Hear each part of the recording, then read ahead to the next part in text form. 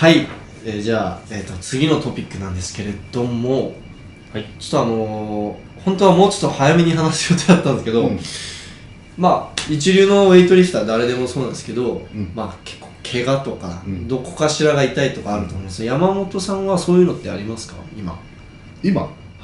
まあ過去の怪我でもいいんですけど。過去はさっき言った肘の脱臼と、あと首の腰椎のヘルニアと、あと腰もなってるし。頸椎腰椎両方ともあるんですか？両方。そうごめん、首と腰。今もですか？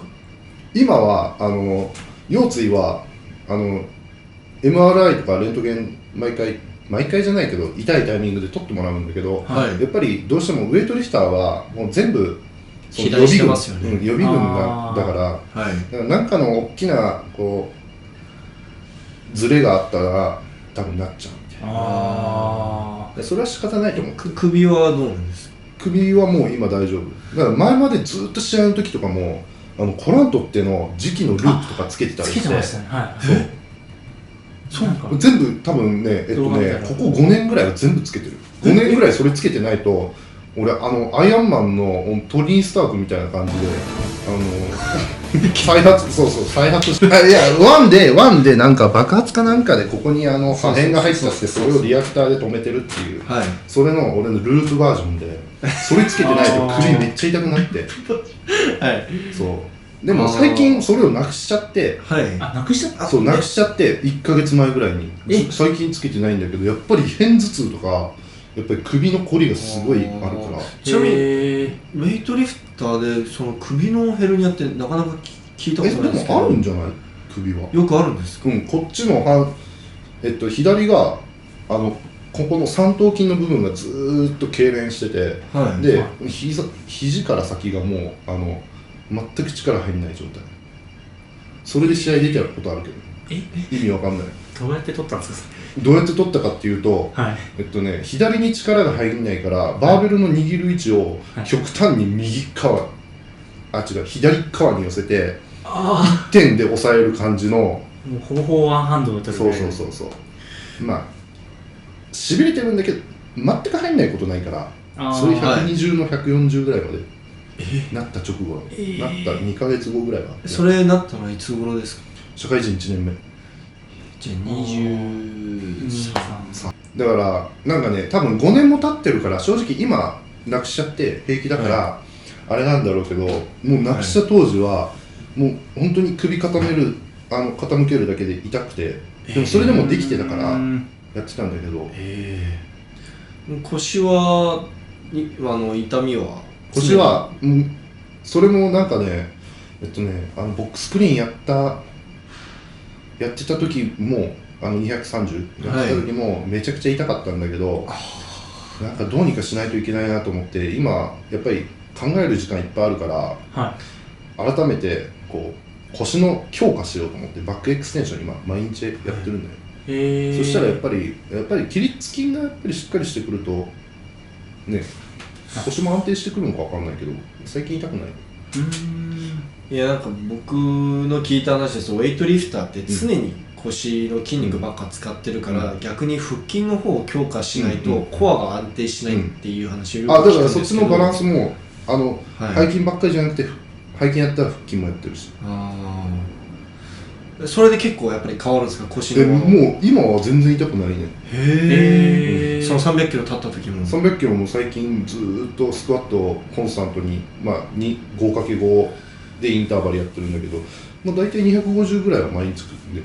そうですよ、やば毎日って1日おきにね。合宿とかでナショナルチームで出されたメニューのやつですけど、5×5 とインターバルっていう。当時はね。でそれを自分でバカみたいに一人でずーっと信じ込んでやってるのが多いだけ。なんか YouTube に190 10×3 みたいなやつがありますね。なんかインターバルやってた。200で 10×3 までやったんじゃないか。最近はそこまでよ。最近はメインセットの 5×5 でもう出し切って、でめちゃくちゃ嫌だけど170にセットしていてでやるみたいな。それを日課にしてる。日課ですか？やるのとやらないのじゃやっぱり全然違うから。インターバル。ちなみにそれ以外でなんか気になってるところとか痛いところとかありますか？あとはすねだよね疲労骨折でしたっけ？疲労骨折もうこれもねちょっと一瞬見せてもらってもいいですか？これカメラ映るかな、ここちょっとズームしますね。ここにポツってなってるんだけど、ね、はいなんかここにねポツってなってるのは骨が出てるんじゃなくて押さえたら柔らかいんだけど、なんかねここに脂肪が溜まってくるらしい。脂肪なんです。脂肪がそこに脂肪ですか？まあ深くこう押せばこうやってグリってこう骨が突起してるん大丈夫です大丈夫です2000年これもあれかも、社会人1年目社会人2年目か2年目2015年それはもうからもう5年間ちょうど5年間ずっと疲労骨折、ずっと疲労骨折してる。回復したことはないんですか？だからメニューによっては痛くない時もあるし、種目始めたらもう激痛みたいな。種目なんですね。種目は痛い。スコットはスコットはでもそんな痛くないよ。やっぱりこのガッてこう踏み込む動作がどうしても痛かったりとか。そこはもうどうしようもないですもんね、競技特性上そう踏み込まないだからやっぱりここをこの新スプの一番いった状態、一番最後までいったらもう完全に折れちゃうんだけど、新スプ行き過ぎたら疲労骨折して、でこれで結構JISのそのウエイト担当の医師に見てもらうと、今までウエイトリフター見てきた中でもここをやって引退していく選手結構多い。それ疲労骨折してでも310キロは立てるんですね。スクワットにだからもう今までの試合は全部骨折してる状態で出てる。骨折リフターですね。でも208キロいや直せよと思うんだけどね。でもこれすごい便利なのがやっぱり便利になってきたよ最近。便利ってどういうことですか？だから練習を積みすぎると痛みがどうしても出てくる。じゃあ指標っていうことですか？そうだからそこをまた回復、痛みがなくなった状態でやると、やっぱりコンディション上がってるし、疲れが抜けてうまく使ってるって感じでしっかりまた追い込んでみたいな。完全に共存してるじゃないですか。そうちゃんと直したいって思ったことはないですか？あるけど、やっぱり2015年に折れてっていうか疲労骨折して、でもその年はナショナルから外れて、でめちゃくちゃ切羽詰まってる。もう次の試合で結果出さないともう永遠に戻れないみたいな感じだから、どんなに痛くてもその年はめっちゃやってて、で次2016年明けてからはなんだろうな、ナショナルメンバー入ったんだけど外れないためにで国際試合で結果残したいと思ってて、それでずーっと長引いてやってたらもういいやと思ってそうどっかのタイミングででも 2,3 ヶ月休んだんだけどやっぱり治んなくて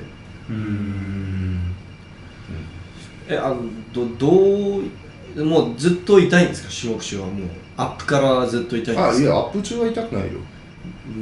なるほどね。何キロだ110ぐらいから痛くなってくるかな。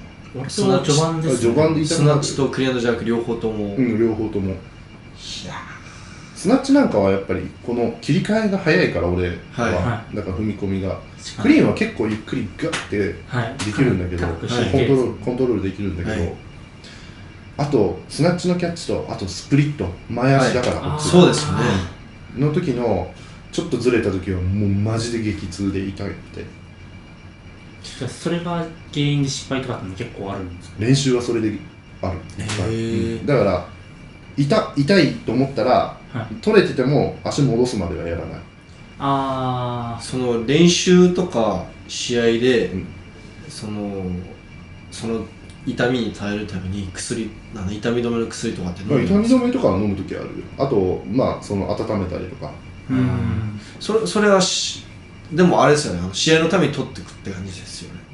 さすがに、別になんていうの、足使わない日もあるから、そういった時は別に普段の練習からバリバリ取ってるわけではないですよね。自分の体だから、そんな自分の体そんないたわって大切にしようと思ってないからや周りが心配してくれる分にはいいけど、あそんなの誰も責任取ってくんないじゃん。まあ心配するだけで自分の競技人生なんて、もうだってこの年に直せなかったのが時間取れなかったのがアルソックのその所属関係、クビになるかならないかとかいろいろ。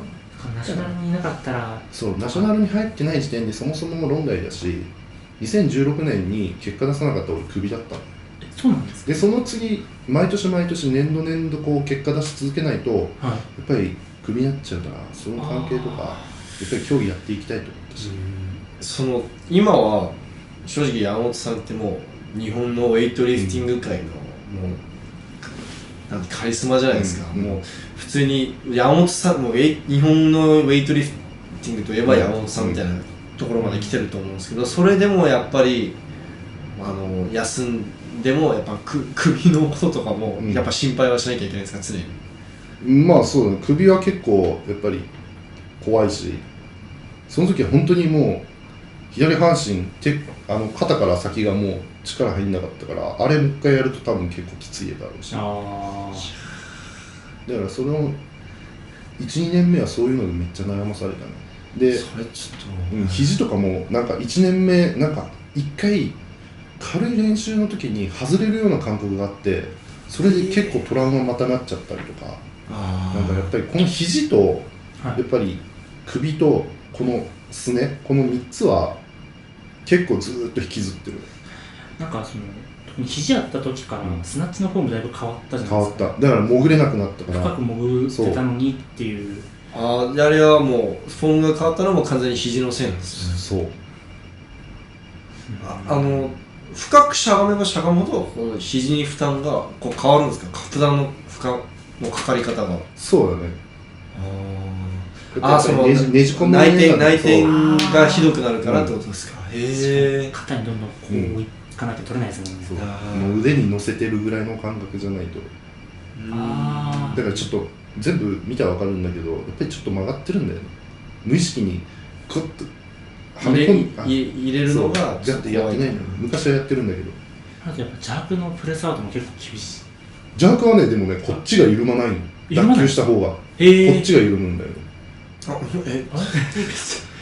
それは不思議な。まだこっちがでも柔軟性が悪い。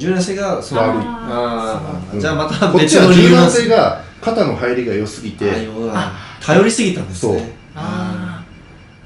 回転とかしちゃうのもだからいろいろやっぱり原因が分かってるんだけど、ちなみに僕山本さんといえばジャーク回転するイメージがあったんですけど、最近の練習見てるとなんか全然ないな、安定してるなと思っていて。もともとあんま回転しなかったよ。なんでかっていうとこっちの柔軟性が悪いからこっち側に曲がるんだよね。でこっちの安定感を出すようにして出すっていうか、こっちの強化をしたから、だからなんか取られなくなった。その前回転した理由は怪我っていうよりは柔軟性の左右差だったんですか。多分そうだと思う。いや、なんかクロッコフと同じでも回転するタイプのジャーカーなのかなって思ってたんですけど、今はもう結構安定してる。あとジャークの指示とかの練習もめっちゃするしね。リカバリー練習。ラックの高くして。じゃあもうトレーニングで修正できたって感じ。そこは結構意識してやったから、最近ないね。ここ1年間ほぼない気がしますね。